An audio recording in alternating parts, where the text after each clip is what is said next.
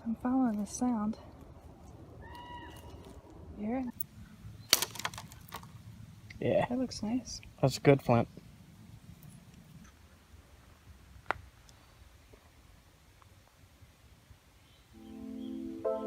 I think this will be good for a few days.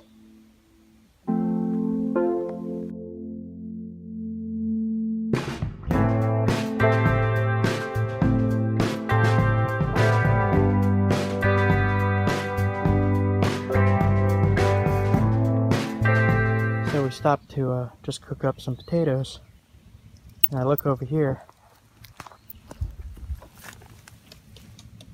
and that's flint. I just randomly found flint at a fire pit. The hell? Is it good? Yeah. Test it. Not sure what kind of flint this is. Might be like basalt, I don't know. I don't know of anything that's black like this around here. But I'm gonna test it. Ooh. That's flint.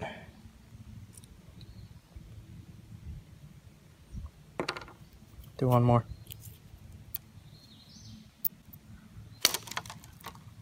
Yeah. That looks nice. That's good flint.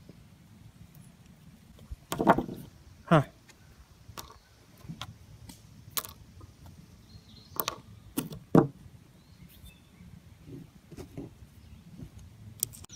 So, this is what good flint looks like. There's no arced edges or anything, so this is not an artifact.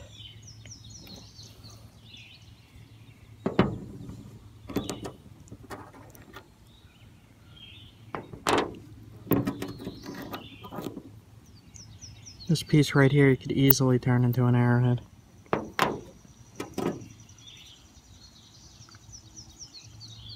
have no idea what kind of flint this is.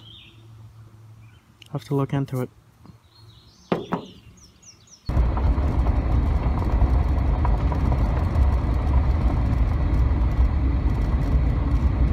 So, Ontario Rockhound on YouTube sent me some Canadian Onondaga, and I napped this blade out of it. I'm not really finding anything this big in the creeks here, but it is the same stuff, essentially. So that's how thin you could get that stuff. There we go. And I actually made it look like that with a vinegar bath. I put it in white vinegar for a few hours, and it stains it. Turns the limestone a gray color, gray and white. This was a black blade before I put it in the vinegar. Alright, let's get out of here. We are being eaten by vampiric bugs. So in different towns, I've noticed that the water either tastes very strange or very good, depending on where. This one tastes very strange, but I'm going to drink it anyway. I don't know what I'm tasting. And I realized there were shards of flint sticking out of the ground. So I get out of the SUV and I'm setting up camp. And I'm looking around, and there's evidence of people making stone tools there. There's flakes, there's little knives, there's little hide scrapers, there's just tools everywhere at this campsite. I pulled in here, and right here was a bunch of flakes for cutting and skinning. And here's where we were cooking. And all around there was skinning tools. And over here where Leah was sitting, I started to notice some hide scraping tools.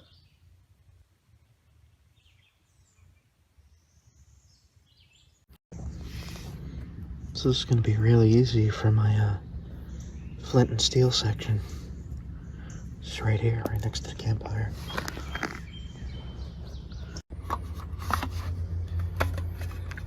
Flint and steel kit.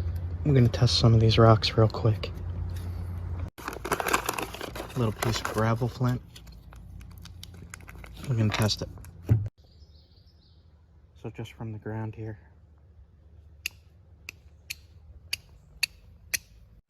Alright. So I'm setting up for my napping and my fire starting. We have a whole big hole of Onondaga right there for spear points and arrowheads. And I'm gonna get a fire started.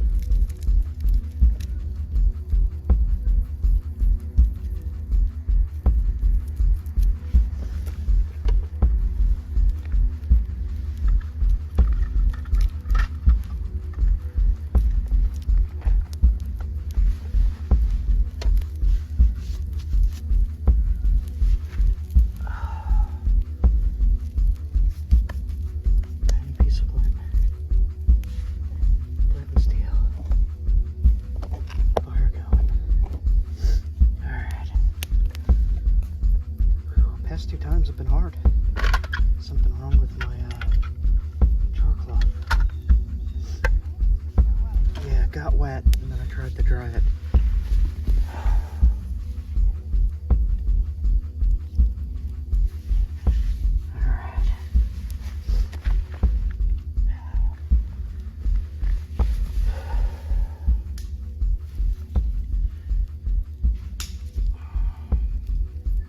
We're good. Alright. Yeah. Alright, you could do the rest of the bigger wood and then. Yeah, I'll just make a frame for stick a pot on it. Alright, I'm gonna do some of the napping vid. We got. Like, I'm just gonna We got some nice camp wood. make a frame for. Yep. Alright, have fun with that.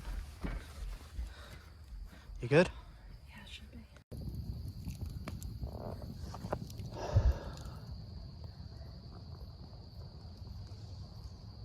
The star up there. It's bright.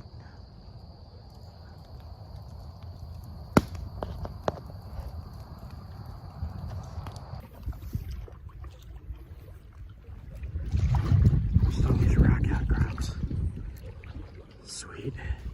Try some power bait here. I think I feel a bite. Pretty sure I feel a bite. Yep, there's something pulling. Yep. Man. Massive bass.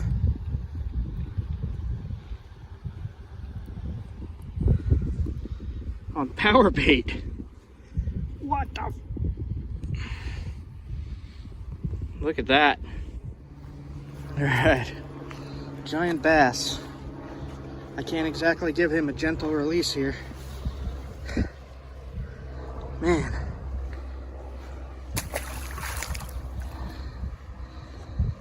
It's too much of a drop off. I'm going to show you how to turn mustard seed into a fish. Fill a milk bottle with water, funnel, powder,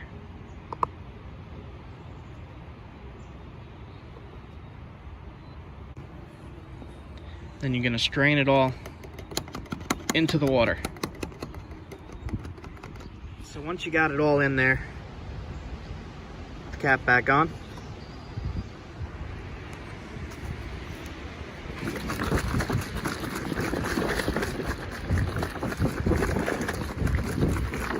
And shake it. Shake it until there's no clumps in there left. What you're gonna do is you're gonna try to find a spot that looks like it has worms. Now you find a spot that has that kind of soil that you think might have worms in it. You take your mustard water solution and you just pour it.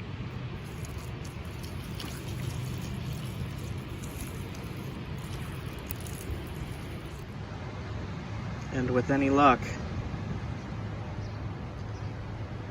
worms will come out. There's a few little ones you could see right here.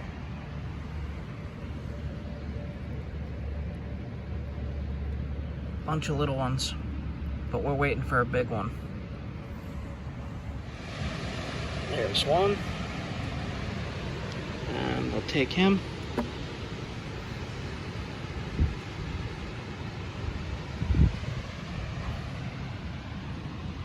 Looks like another one coming out right there.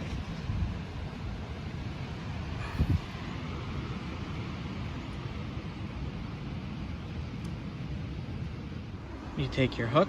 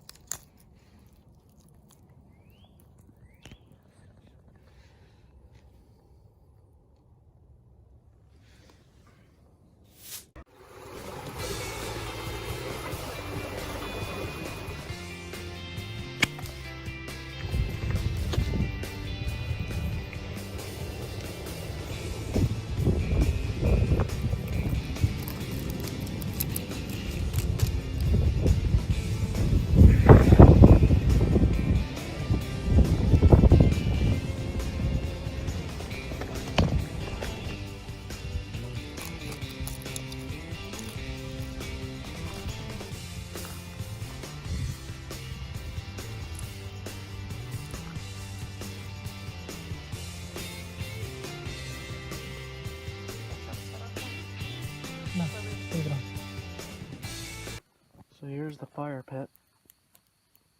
And all of these are tools. Like, here's a knife. That's a knife.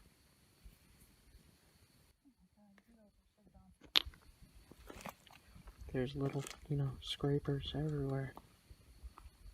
And just look, it just goes and goes.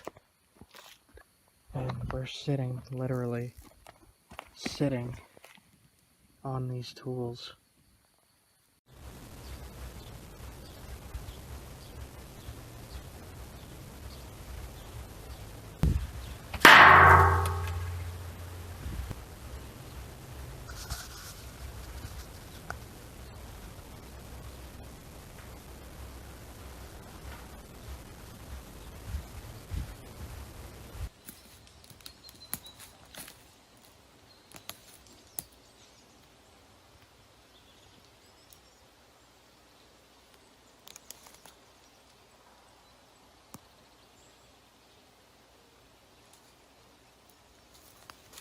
The first thing you could get is some turkey feathers. There's always feathers laying around in the woods. If you look around long enough, you will find feathers. And I'm just going to take these and put them in my bag and take them with me.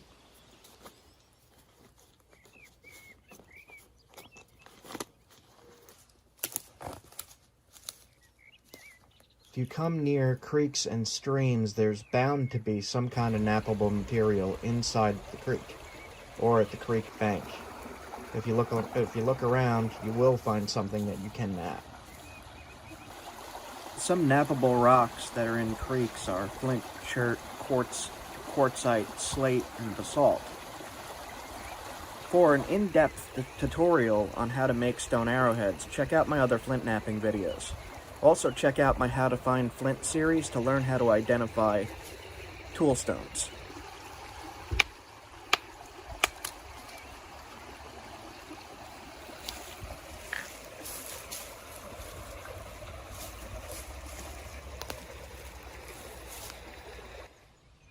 For the arrow shafts, bamboo, river cane, poplar, any straight treelings, or branches even. And you could use heat and steam to straighten the wood. I'll show you how to do that later in this video.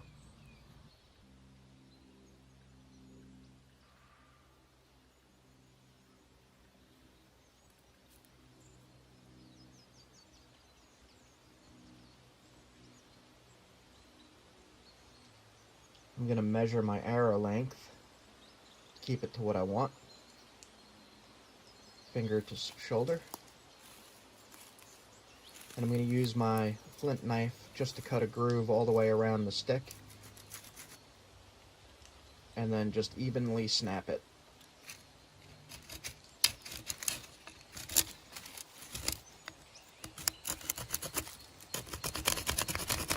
You don't want to press too hard because you don't want an uneven cut here.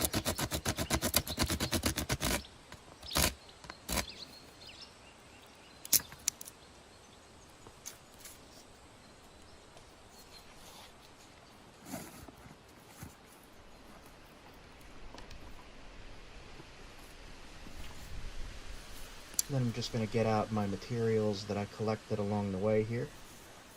Some of that flint, my hammerstone, take a few nice flakes off,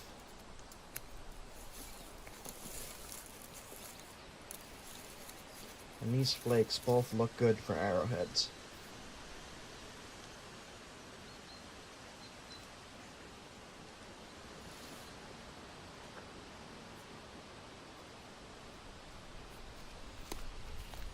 So I'm just going to nap these into shape and make a usable arrowhead using these antler tools.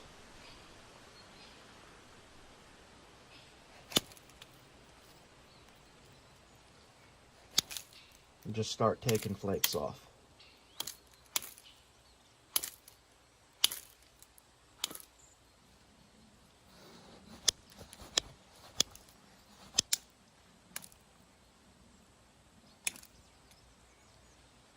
for the antler billet, which I'm holding in my hand here, I'm just roughly shaping out and thinning that flake into an arrowhead shape.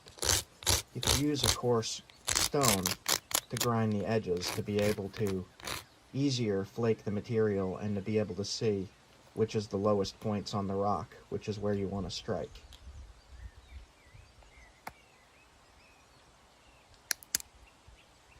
Start pressure flaking it into shape to sharpen it up and to thin it.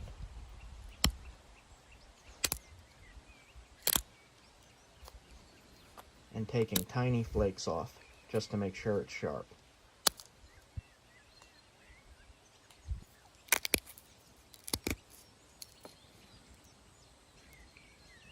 I'll put the notches in and the final shaping, and that's a finished arrowhead.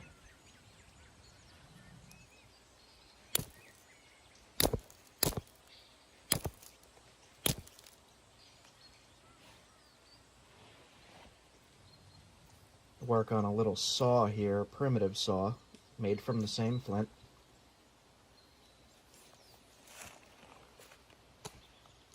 And I'm going to use that saw to cut grooves into the bamboo arrow shaft.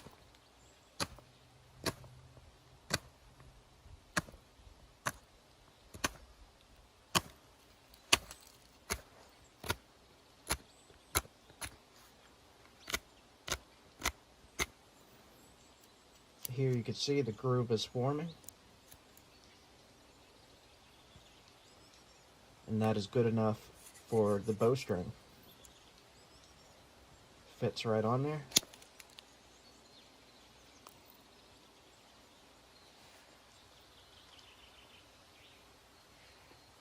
I'm going to take a flake off to use as a cutting tool.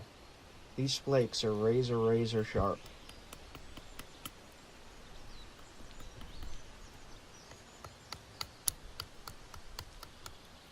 And I'm just going to split the bamboo shaft a little bit with this flake.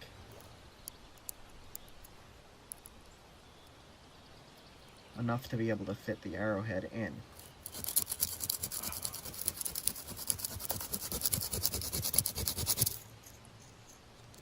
I'm going to grind the top of the arrow shaft where the arrowhead sits at an angle so that it sits flush against the rock.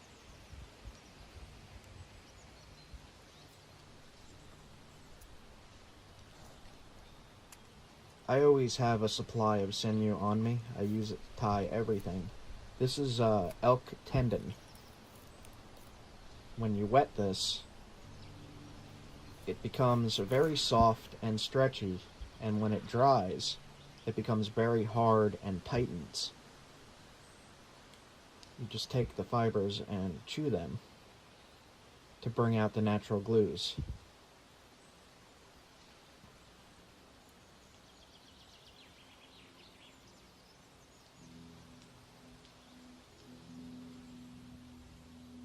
And then you start to wrap the wet sinew around the shaft and arrowhead. And make sure it stays straight as you're doing this. It takes some work to do that, but make sure it dries straight.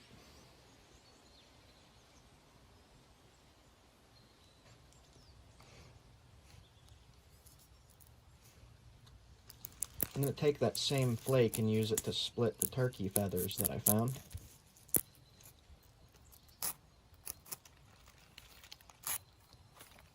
You can see here that it is very sharp, almost like an X-Acto knife. You could use the modern versions of these tools like an X-Acto knife if you wanted to speed the process up a little bit. Take your split turkey feathers and wrap them to the bottom of the arrow in the same method with the sinew.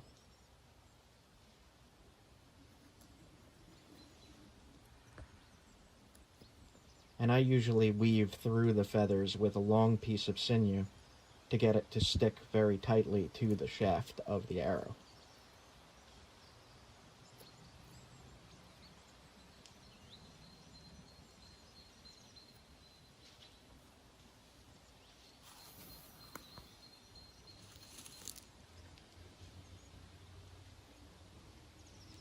I have to straighten the arrow before you could fire it. If you hold it over a fire and warm it up, this will help. But if you keep bending it with your fingers or around a tree, it'll straighten pretty quickly.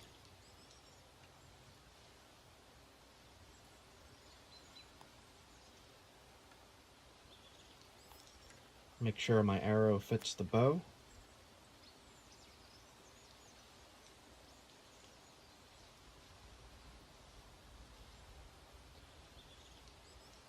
Now we just wait for it to dry, and then I am good to hunt with this arrow.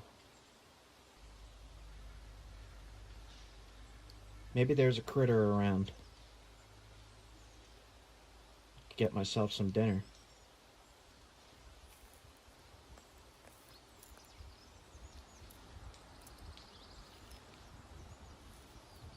Always be on the lookout.